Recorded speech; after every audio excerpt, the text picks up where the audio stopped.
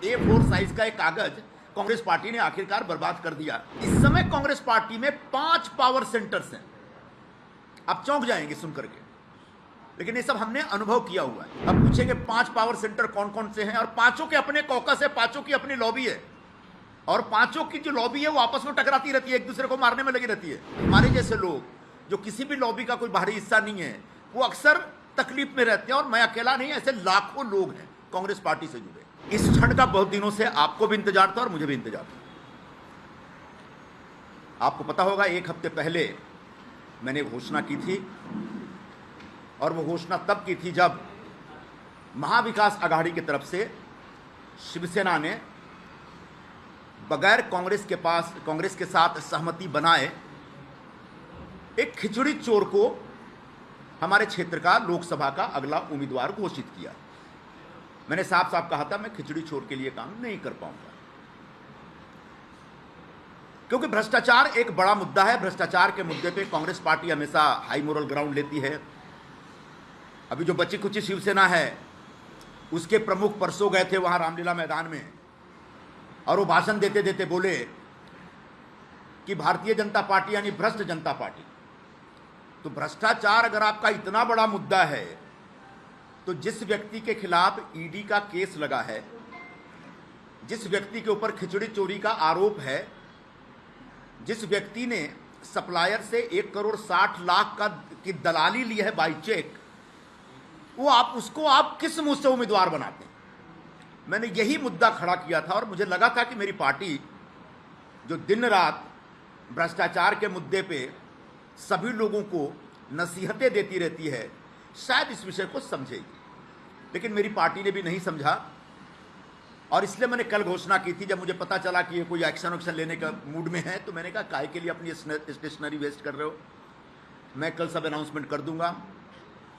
मैंने रात को 10:40 पर खड़गे जी को अपना इस्तीफा भेज भी दिया था, और मुझे लगता है कि उसके तत्काल बाद शायद उस इस्तीफे में कुछ ऐसे शब्द थे, ऐसा मेरा एक्सप्रेशन था, उनको लगा कि कुछ ज़्यादा हो जाएगा अगर हम चुप रहेंगे, तब उन्होंने इस प्रकार का एक फैसला किया। मतलब A4 साइज का एक कागज कांग्रेस पार्टी ने आखिरकार बर्बाद कर दिया, ऐसा मेरा मानना है।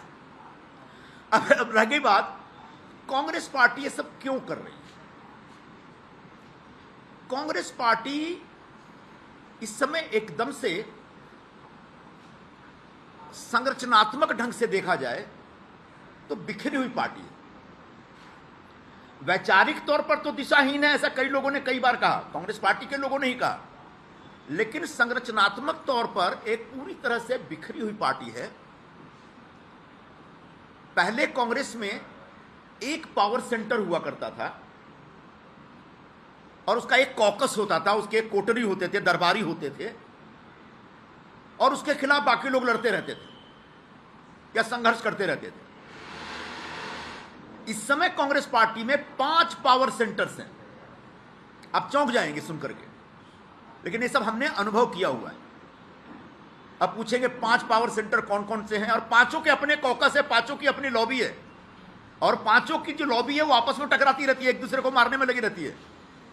और उसमें बहुत सारे लोग, हमारे जैसे लोग जो किसी भी लॉबी का कोई बाहरी हिस्सा नहीं है, वो अक्सर तकलीफ में रहते हैं, और मैं अकेला नहीं, ऐसे लाखों लोग हैं कांग्रेस पार्टी से जुड़े।